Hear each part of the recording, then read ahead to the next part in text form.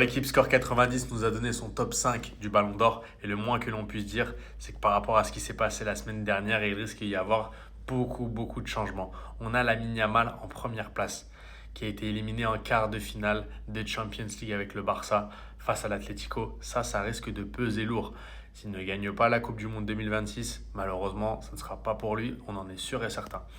On a Kylian Mbappé qui est le très grand perdant selon moi parce que quoi qu'il arrive, eh ben, il risque de voir le Ballon d'Or lui échapper.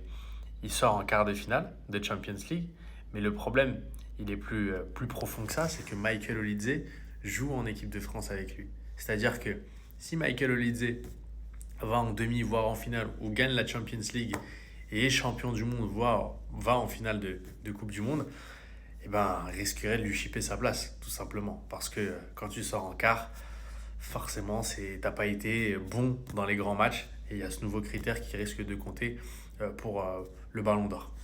Ensuite, on a Harry Kane. Alors là, Harry Kane, lui, il est bien.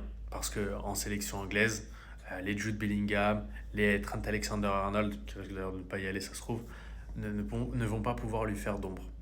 Donc là, il suffit qu'il gagne la Champions League, qu'il aille en finale, voir qu'il la gagne. Et là, il fera partie vraiment des favoris. Il risque de remonter là. Ces deux-là, ils risquent de remonter.